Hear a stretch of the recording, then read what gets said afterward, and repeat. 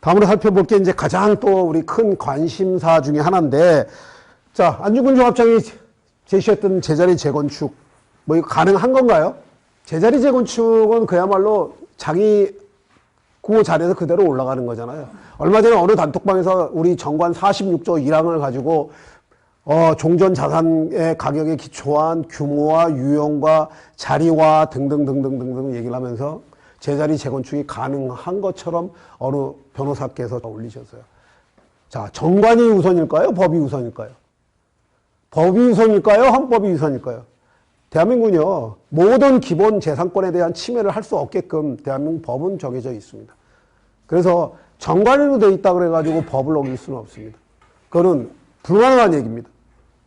어느 대한민국의 재산권을 갖고 있는 개인이 자기의 권리를 침해당하면서 그럼 내 재산권 가져가, 너를 위해서, 이렇게 할 대한민국 압구정 상구역의 소유주들 계십니까? 저는 없다고 봅니다.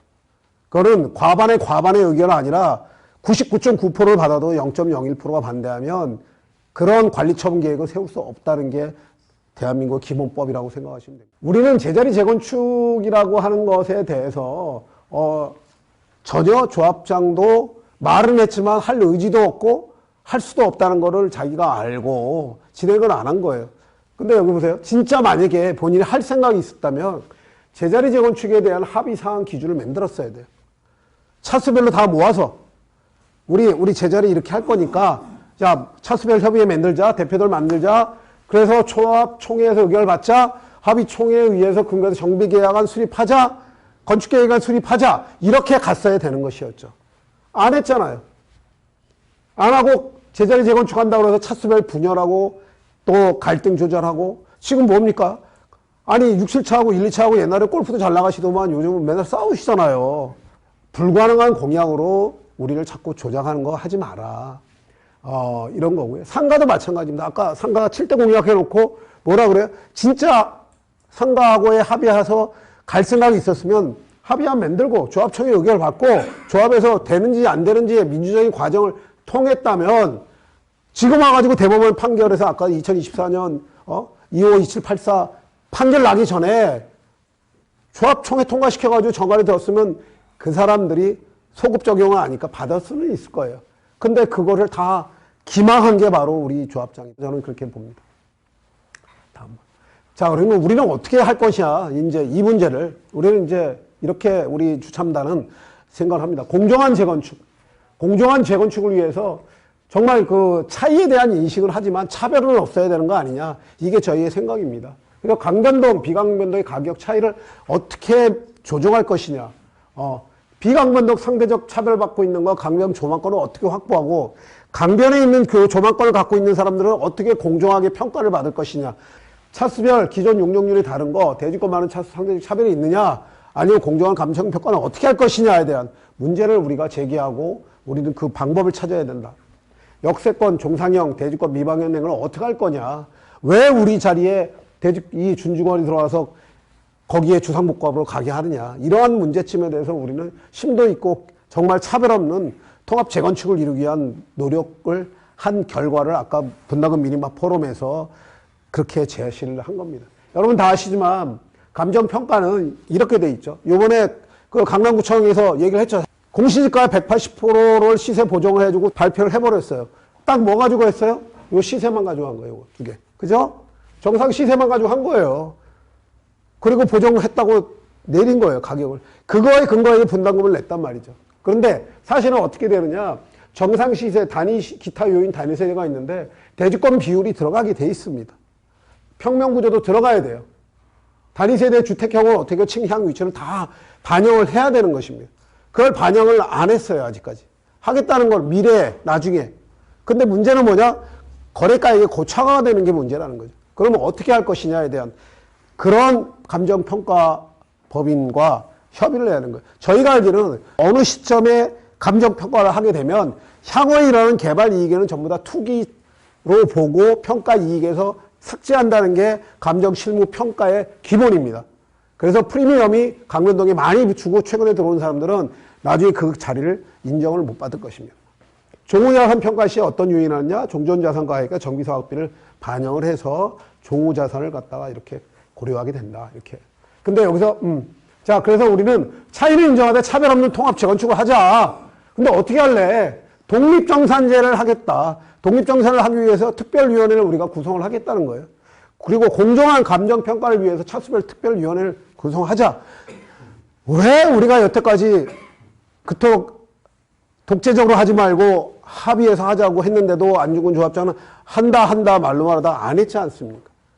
우리는 거짓말하는 조합장이 필요 없고 재임을 시키고 빨리 특별위원회와 차수별위원회를 만들어서 공정한 방법으로의 감병 방법을 찾아 나가서 같이 노력을 해서 같이 살아야 되겠죠. 여러분 보세요. 저 뒤에 가면 많은 분들이 이렇게 얘기를 해요. 독립정산제와 독립채산제가 뭐냐? 그러면 다 헷갈려 하시는 분들이 많아요. 저 하나만 딱 정리를 해 드릴게요. 그 원빌리를 얘기하시는 분들이 되게 많아요. 여러분들 경호연도 지금 이번에 얘기하시는 분들 많아요. 경호연은 지금 추진위원 단계에서 깨졌다가 다시 이제 가려고 하는 것 같아요. 원벨리 그 계약서 잠깐 원벨리 앞에 거만 좀 봅시다. 이게 원벨리예요. 뭐 들으신 분들은 알아요. 그러니까 원벨리인데 5개 단지가 통합을 했어요. 5개 단지가. 자, 여기 신반포 23차, 우정 LC로 1, 2차, 경남 4가 이거 다 떨어져 있던 거예요. 가장 큰 거는 2개예요. 2개. 강변을 끼고 있는 2개. 반포 경남, 신반포 3차. 제자리 재건축 됐죠. 왜? 큰 대통합의 2 단지가 했기 때문에 되는 거예요. 다시 말하면 5차 방정식 해가지고 2차 방정식을 푼 것이고 나머지는 그냥 곁다리로 따라온 거란 말이에요.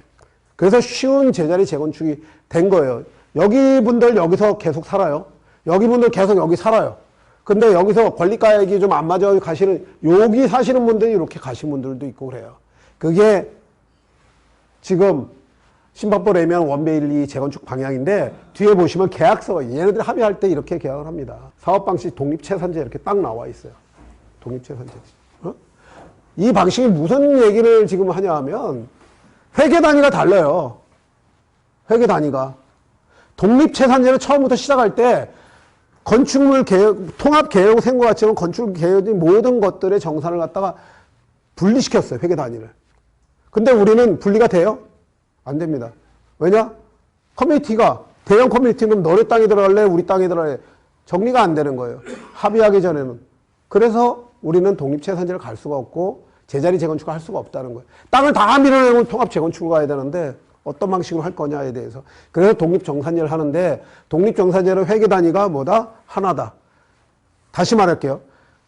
건축물 계획을 세울 때 독립채산제는 분리재건축이라 그 단위로 만들게 돼요.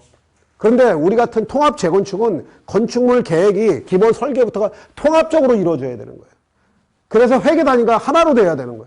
그러면 우리가 어떻게 해야 되냐? 대지권 많은데 야 전용미원적이 이것밖에 안 돼가지고 우리가 뭐 못 간다며? 그럼 나 어떻게 해? 억울해서.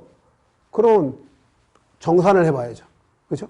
정산해서 내가 얼마 돌려받을 수 있어? 나 대지권 이렇게 많은데 너희 땅 모자라는 게 이만큼 줄 테니까 너는 이거 어떻게 할 거야? 이런 그 회계 시스템을 통합적으로 운영하는 게 바로 독립정산제의 핵심이다. 이렇게 보시면 정확할 것 같아요. 지금 이제 우리가 하고 있는 방식이 전부 다 1:1 재건축 방식입니다. 그죠? 재건축 방식은 2가지밖에 없다고 말씀드렸어요, 저번에. 1:1이냐, 6:4냐, 이렇게 얘기를 하는 거예요. 전부 다 중대형 평수가 있기 때문에 6:4 재건축 방식은 불가능해요. 건축 방식이 1:1로 가는 거예요, 저희들이. 이제 쭉 가고 있는데, 1:1 재건축 방식으로 가는 거는 저번에 계속 얘기했지만, 전용 면적 30% 늘려갈 수 있다라는 게 법에 있어요. 근데 우리는 뭐야? 전용 면적 30%를 늘 공간이 없어요. 다 받아도. 그래서 그게 이제 우리의 한계다. 이런 거를 이제 말씀을 드리고 있습니다.